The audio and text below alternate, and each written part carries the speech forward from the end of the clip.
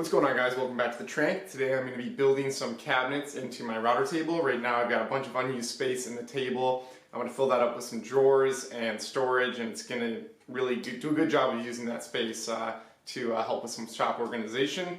I started a new Instagram, guys, or I started an Instagram for the first time. I'm going to have the link here where you can go follow me there. I'll be posting, sneak previews of upcoming projects and progress updates, things like that. So I'd really appreciate it if you guys gave me a follow there. And let's go ahead and dive into this project.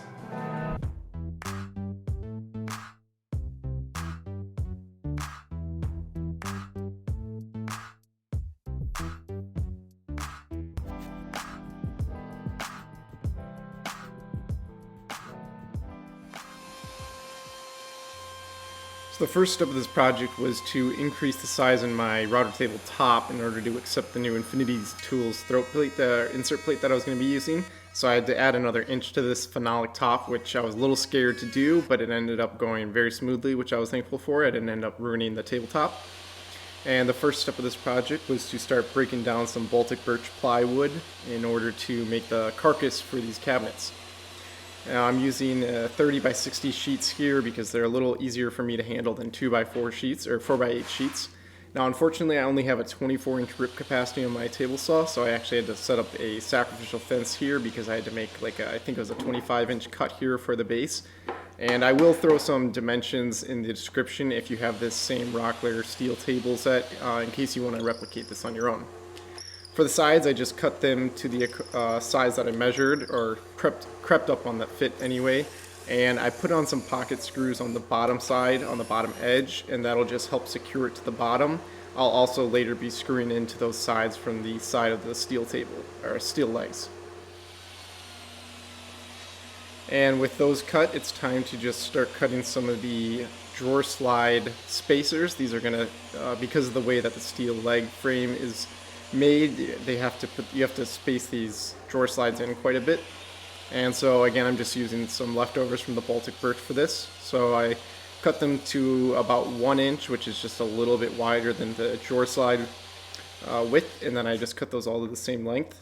And I decide that this will be easier to attach these now before I actually attach the sides to the steel legs, because then I can easily square them up here, whereas it's going to be a lot harder to do that once they're installed on the table. So I pin those into place, and then I come through and follow them up with I think 3 screws per spacer. That's just gonna, because I'm attaching the slides to this runner, I want to make sure that these are securely attached to the main frame.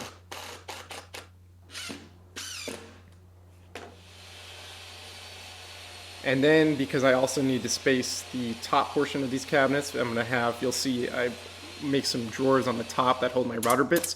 I need spacers there as well, and I decided, because at this point I didn't know where I wanted those slides, I decided to just put a piece of 3/4 inch MDF.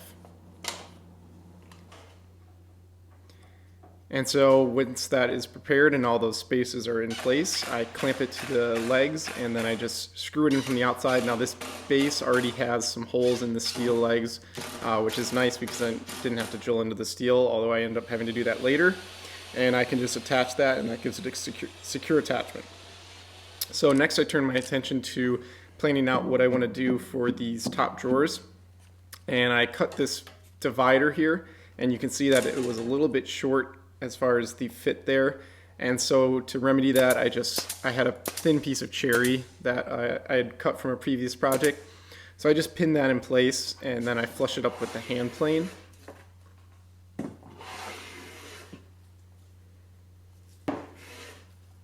This is just to get a nice even fit.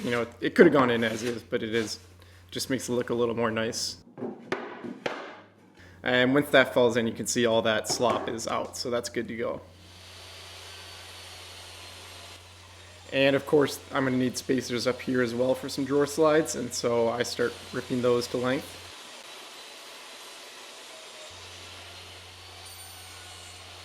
And at this point I realize I have to add another spacer to all the previous ones as well, because I actually had to bring the drawer slides in even further. And so I had to double up and cut those all again, and I came back and pinned those all over the previous ones, so that sort of negated the reason to do it how I did it earlier, but I just pinned them in place, and I decided to not screw them as well because I didn't really want to get under there and do that, and I just used a lot of pins to make sure it stayed secure. And then I used some of the spacers themselves in order to attach these spacers for the top drawer slides, and that's because I'm going to just be using these drawer slides, and I don't need them to be exact in any way. So I mocked up in my head how I wanted to store these router bits, and so to start I just had to make a ton of holes in order to accept the Rockler router bit insert caps, and so I come through with a Forstner bit and just drill a bunch of through holes into two MDF panels, and I based the spacing off a previous one I had made to store my bits, and I just used that spacing. It seems to work pretty well. I think it was 1 1/8 on center or something like that. Then I just cut the sides to width there of these drawers, and then I cut them to length here. And then finally, in order to actually hold up the router bit trays, I cut a bunch of these little, they're going to be kind of like little cantilever beams with magnets that will actually allow me to remove the different tray inserts. So here you can see the mocked up drawer that will be going on the top portion. You can see those will be magnetically attached, so you can actually swap it out with whatever kind of insert you want to add. And so here I'm drilling a small non-through hole in order to accept some rare earth magnets, and that'll just help with the connection with those different trays. And again, I just use pocket screws to attach these drawers together. And all the dimensions on this are not really critical. I just use a spacer and a square to kind of keep things consistent between the two sides because I want it to look as visually appealing as possible. And each of those little cantilevers are attached with 2 pocket hole screws and a bead of glue as well, just to make sure they stay nice and rigid.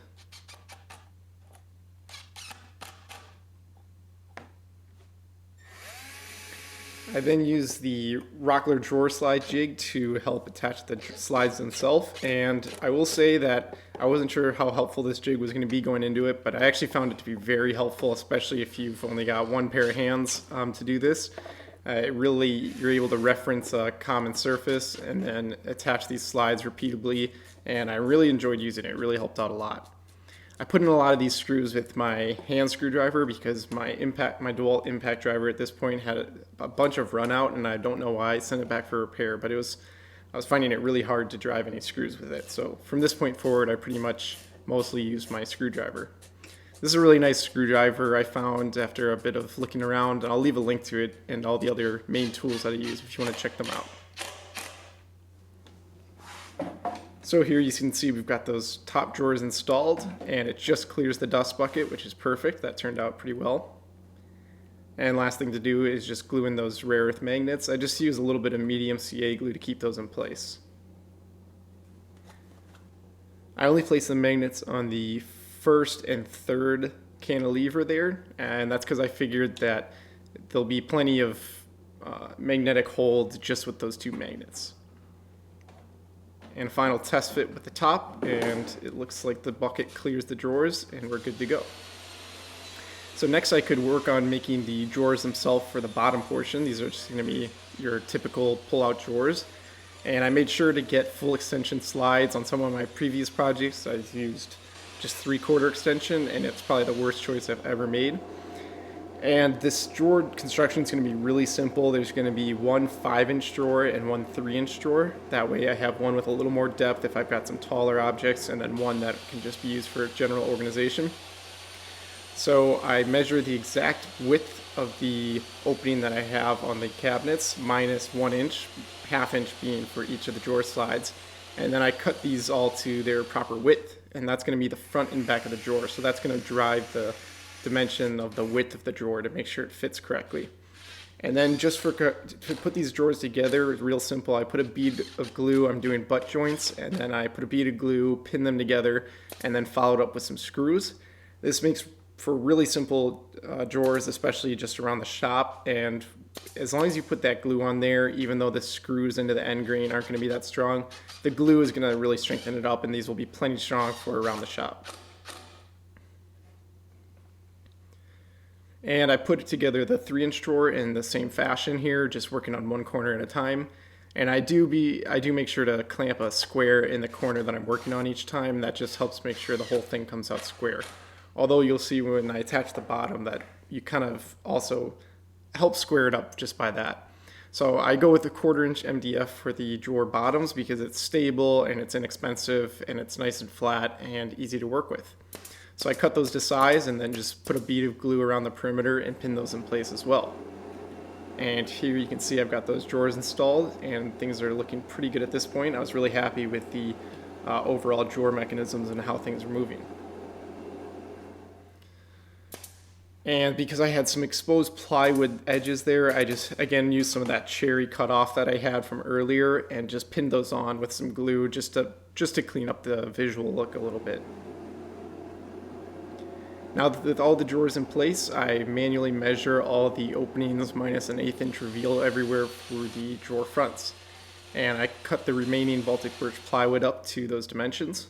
And then I bring them over and put on some edge banding because in my opinion, I just really don't like the exposed edges of plywood. I think it's really quite ugly. So doing a hardwood banding or just using some, pre-glue Baltic birch banding works well. And I use this awesome new fast cap trimmer to cut those edge bandings to width, and I was actually really surprised with how helpful this tool was. I'll leave a link in the description for that as well. I really liked using that. And then in order to fully make a seamless transition from the face to the edges, I just put a tiny chamfer around all the edges, and once you're done, you're left with pieces that pretty much look like a solid piece of wood. Here you can see it's my tip is to have your hardware organized. So using a stack of playing cards, which is not my favorite technique, I'd rather just have 1/8 inch shims, but I used those to make sure the reveal was right. And then I carefully held the drawer front in place and clamped it, and then I screwed it in from the inside using 2 pan head screws. And I just repeated this process for all the drawers, making sure that there is an 1/8 inch on the sides and on the top and bottom.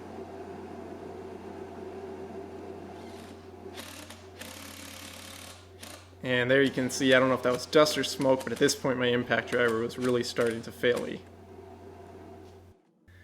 Okay, so next we could work on the sides, and I decided to put some wall control panels on the side, and this will allow for customizability with what I put on the sides of the table, as well as the fact that it's usually unused space on most of the other router table builds I've seen. And so I put these small 12 by 12 or 12 by 16 panels on here, and I didn't even have any idea what I was going to put on here now, but I know in the long run it'll be great for hanging up any sort of jigs or accessories that need to go with the table, so the router.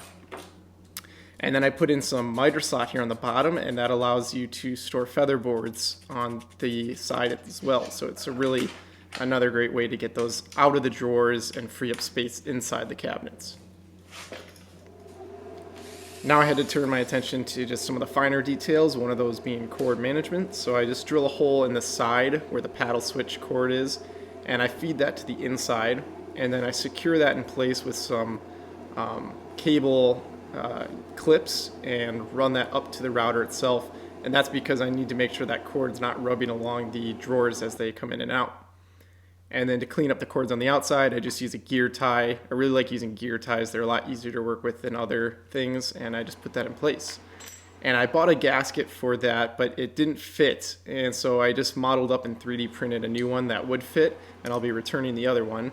And I just popped this over the hole just mainly for visual appeal, but it'll also keep some sawdust out of those cabinets, which is, always good. Now I just made some quick handles using some walnut, and I found a pretty good technique that I really liked for installing these.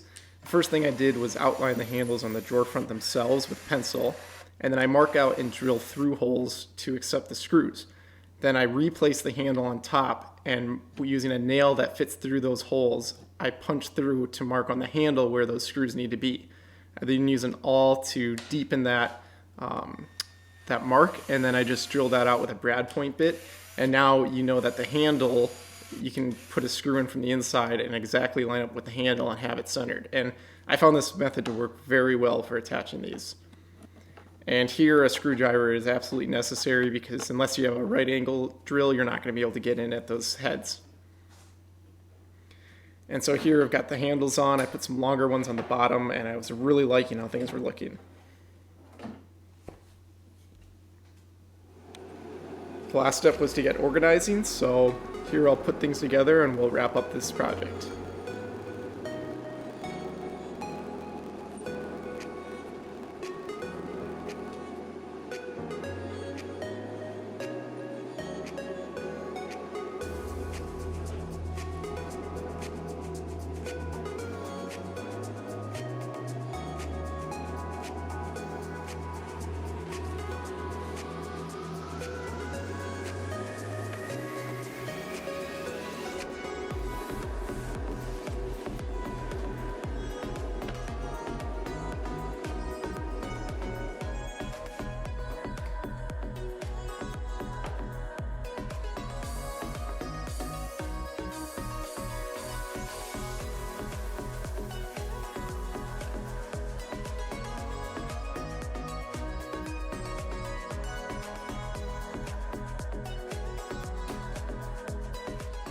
Alright guys, thanks for watching this video. I am super happy with how this turned out. Just looking back, if I look at my work from, building tool stands 2 years ago to last year to this year, there's just really a lot of improvement, and I think that's pretty clear. And so that's great to see. It turned out super clean. It's got tons of great space in it for storing router bits, router bit accessories, jigs, everything that I need for the router table is right here. And so I really love that. Instead of having things scattered around the shop, I know everything's right here. So this was a really fun build. I hope you guys enjoyed it. Be sure to follow me on my Instagram. I'm going to leave a link here in the corner. You can go follow me there. Subscribe here. We got lots of projects coming up. So thanks for watching, guys, and we'll see you in the next video.